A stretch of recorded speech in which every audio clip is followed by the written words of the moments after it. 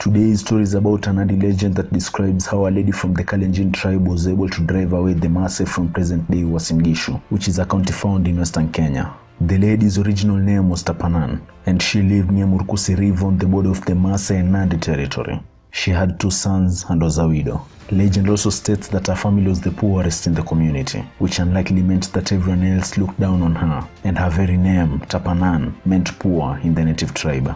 Even worse, since all of her late husband's property had been taken by the eldest wife, she had no land to farm, and she had to survive on turonicks left over by her fellow villagers after the harvest season. And by the way, turonik is the Kalenjin word for wheat. In addition to that, the villagers also hosted celebrations after the main harvest back in the day. The feast was called 𝗖𝗛𝗘𝗔𝗦𝗘, and at the occasion, a huge number of sheep, goats, and cows will be roasted over the fire in order to feed the entire village. But even then, not a single person was generous to 𝗣𝗏𝗏. While everyone else feasted on the juiciest and fattiest cuts of meat, the cooks would usually give raw placentas to 𝗣𝗏𝗏's family, because according to them, she had no wealth and made no tangible contribution to the community, so there was no point in wasting a good piece of meat on her or her 2 sons. Needless to say, 𝗣𝗏𝗏 was extremely saddened by the thought of her children growing up in an environment where they would usually have to keep eating placentas, while all the other children in the community ate proper delicacies, so she decided to do something about it. One day while gazing across the 𝗦𝗨𝗣𝗣𝗢𝗥𝗧 River, she noticed the Maasai cattle, and unlike the Kalenjin cattle, these ones were well fed, fat, and content. She then turned her head to the right and she spotted the Maasai warriors, who were wearing bright colored robes and were playfully jumping around as they normally did while tending to their herds. Now, as her mind was getting captivated by the antics of the Maasai, she remembered a story her mother always shared with her as a child.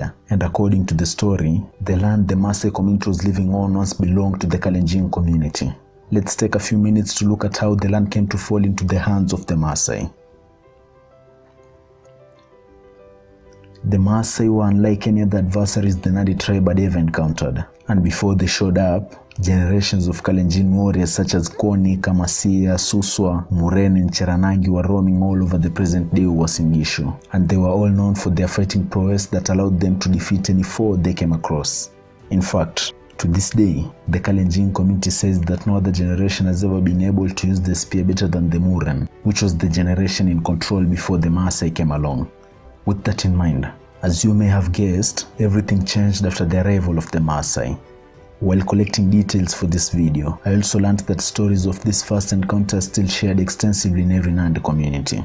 The story speaks of a group of people that came with spears that were larger than anything Kalenjin warriors had ever seen before. They all decided to assume the spears were impractical, so they started laughing and mocking the intruders on the battleground. Well, they did until the Maasai warriors jumped, and the Kalenjin warriors quickly realized that their shields couldn't resist the sheer plunging force of the spears.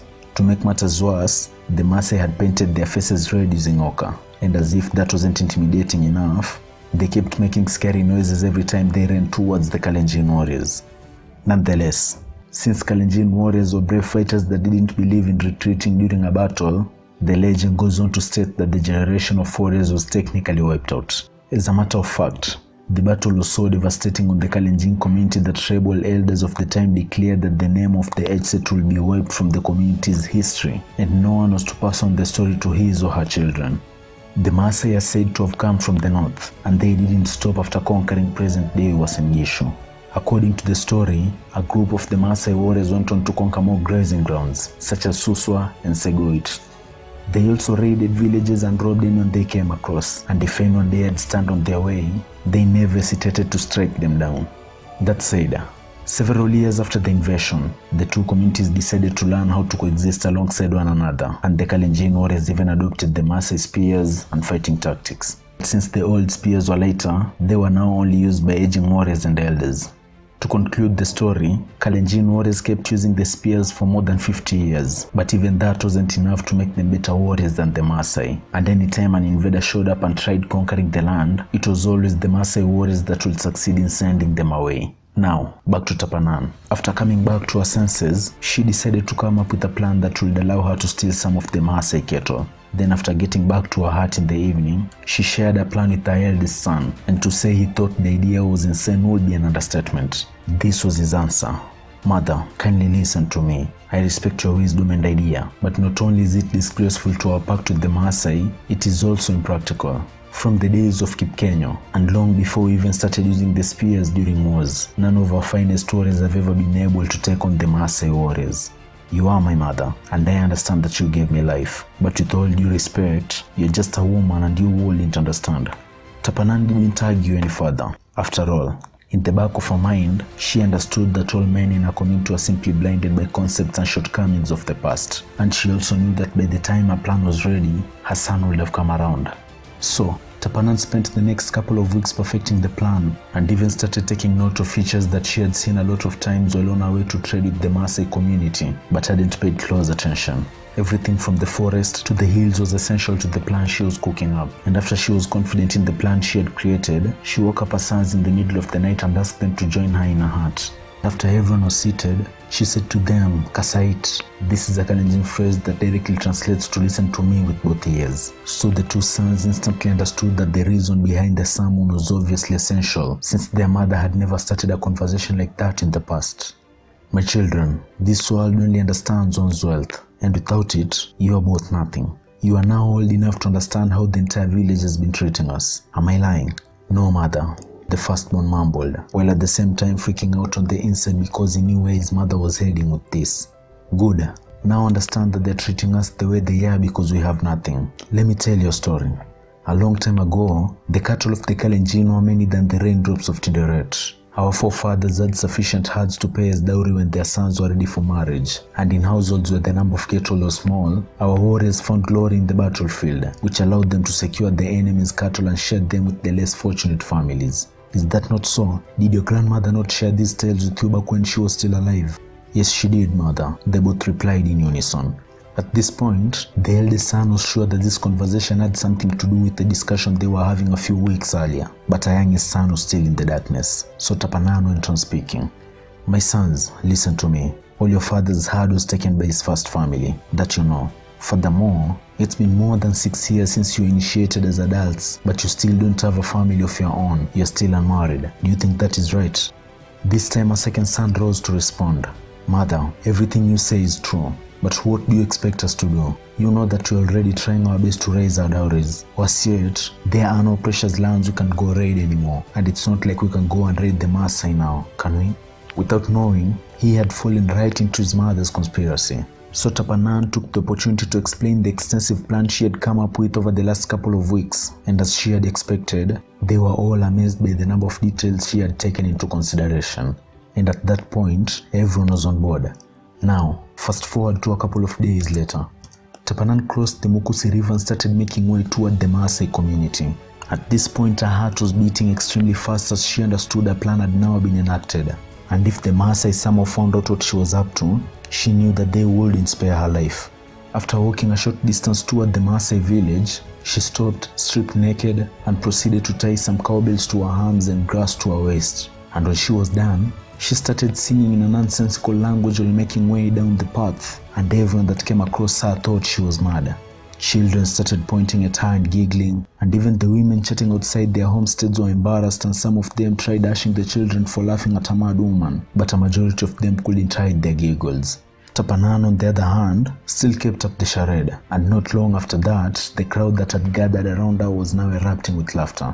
Now, you have to remember that during the day, all Maasai warriors are usually at the grazing fields protecting their cattle from wild animal attacks. So when they heard the clicking of cowbells and a commotion coming from the direction of the village, they all sprinted back thinking that a raid was underway.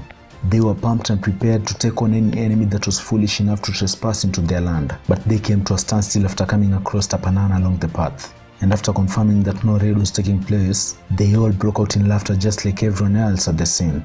Meanwhile, 𝗣𝗟𝗏's sons had recruited several friends and were hiding in the bush adjacent to the Maasai grazing fields. So as soon as the warriors left their cattle unattended and went to check what was happening in the village, they came out of hiding, rounded up all the animals, and drove them up a nearby hill. A short while later, the Maasai started hearing the bells of their cattle sounding like they were getting driven off, so they ran back to the grazing fields. On the other hand, 𝗣𝗟𝗏, who no one had yet realized that she was pretending, shed her grass and bells and ran off back to her homestead.